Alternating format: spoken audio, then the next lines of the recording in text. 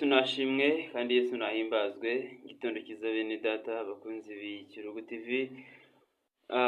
Uyu munsi turaganira ku murongo uri muri Yakobo 4:17 aho avuga ngo nuko rero uzi gukora neza nabikore bimubereye icyaha. Wari ubizi neza ko niba hari imirimo uzi gukora n'uyikore neza, n'ubikore bikubereye icyaha. Wari uzi neza ko niba rusanzwe ufite impano yo gusengera abarwayi n'ubikore bikubereye icyaha. Wari uzi neza niba ushobora gufasha umuntu ubishoboye n'ubikore bikubereye icyaha. Mwene data, ndagira ngo utagwa mu mutego wo kugwa mu cyaha kandi waririnze. Urafite Imana yaguhaye yo gufasha abantu ariko ntubikora.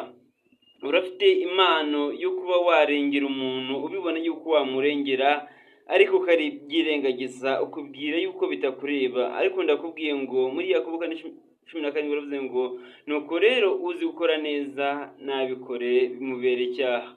Bene data, muri kino gice hano bavuga ngo ukwirata kwanyu si kwiza rwose. Aho twigirira imipangu yacu ugasanga uravuga ngo uyu munsi ndakora ibi ngibi cyangwa ejo nzakora ibi ngibi. Ahubwo uravuga ngo nitwakabaye tuvuga ngo aho tuvuga ngo umwami Imana nabishaka tuzagera kuri ibi ngibi. Imana ishimwe. Rero urafite Imana yaguhaye, urafite byinshi wakabaye ufashisha abandi, urafite byinshi wakabaye ukora, ariko kubera ukwikunda, kubera kutita ku bintu, kubera gusuzugura impano y'Imana ikurimo bikubera icyaha. Paulo yandikira Timoteyo aramubwira ngo ndakwibutsa gusesa impano ikurimo kugira ngo yake. Iyo waheshejweho n'abakuru ubwo bakurambikagaho ibiganza, ndagira ngo impano ikurimo ubashe kuyisesa, kuyikoresha, kuko no kutayikoresha ubwawe kandi ubizi neza ko ubishoboye bizakubera icyaha, bikazakubuza ubwami bw'ijuru. Bene data, se nimuzi yuko ibyiringiro byacu ari Imana, ijuru ndetse n'ubugingo buhoraho. Rero niyo mpamvu bidakwiye gutuma ko tugomba gucika intege tugacogora. Mu Bagatera bavuga ngo nuko rero nimugacogore gukora neza rwose, kuko igihe nikigera tuzasarura nitutagwa isari. Bene data, ibyiringiro byacu ni ijuru ndetse n'ubugingo buhoraho. Rero ntibikwiriye ko wacogora gukora neza rwose. Niba umuntu ari kurengana ubona ushobora kumurenganura, murenganure. Niba umuntu ashonje ubona ko hari icyo kumugaburira gihari, mugaburire, kuko ni impano wahawe kandi ntihazagira umuntu ukubuza gutanga. Hari benshi bagira ubuntu ugasanga uno muntu agira ubuntu bwinshi cyane, arakabya, arasesagura, ariko nyine niyo mpano Imana yaguhaye. Rero ndakwibutsa gukoresha Imana yaguhaye, kuko niyo ushobora gukoresha neza impano wahawe n'Imana, hanyuma ukazahabwa ubugingo buhoraho. Rero iyi mibiri yacu uko itandukanye nyine niko yunganiraga. Iyo mpano yahawe yo kugira neza, undi yahawe, bamwe bahawe guhanura, abandi bahabwa kugabura, abandi bahawe gusoma ijambo ry'Imana, abandi bahabwa kwerekwa, abandi bahabwa ibindi bintu bitandukanye, abandi ndetse yemwe harimo n'abahawe gutunga amafaranga, abahawe impano zo gucuruza, abandi bahabwa impano zo kuvuga. Rero izo mpano zose zirunganirana kandi zigafashanya kugira ngo umubiri wa Kristo ubashe kuba wuzuye kandi kugira ngo tuzahabwe ubugingo buhoraho. Imana ishimwe.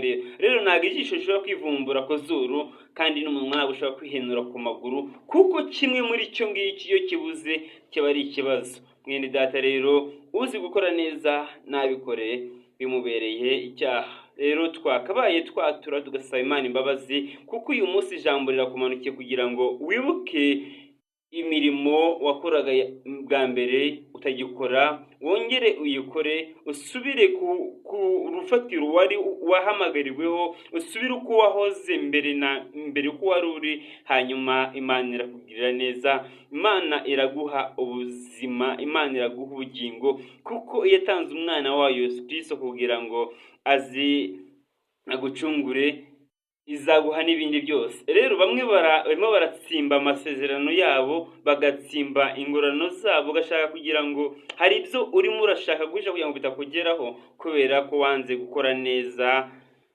ibyo wari usanzwe ukora. Mbese ninde wababujije gukomeza kugira neza ko mwahoze mugira neza? Ninde wakubujije gufasha bari abantu ko wahoze ufasha kandi ko ibyo wahoze ufashisha n'ubundi ukibifite? Ninde wakubujije gusengera ba bantu ko wahoze basengera bigakunda? Ninde wakubujije kugira bya bihe wahoze ugira ko n'ubundi wajya kubigira bigakunda?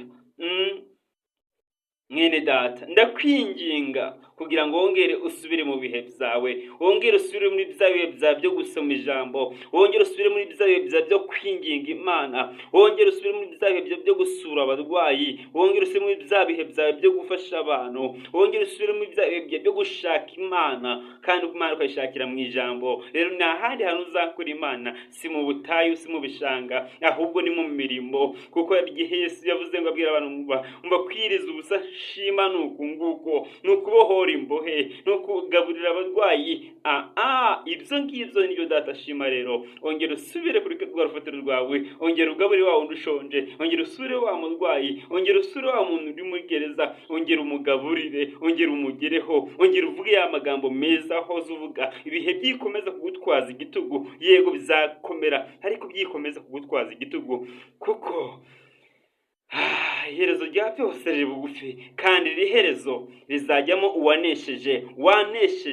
Ngo bamunesheje mu byashura ngo nuko bamunesha amaraso y'umwana w'intama, ngo ni ijambo yo guhamya, ngo ni bakunze amagara yabo rwose. Haleluya! Wibikeho ijambo rero rizabasha gutuma nanone ubona ubugingo buhoraho, kandi wibuke gukora neza nk'uko wajya kubikora mbere.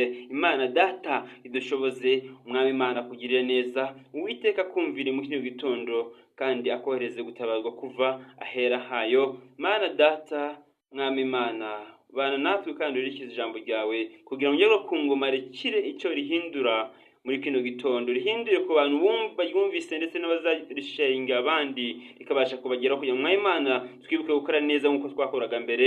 Tubisabye twizeye umwami wacu Yesu Kristo, amen. Shalom shalom. Mwari kumwe na Evangeliste Dismas. Mugira amahoro.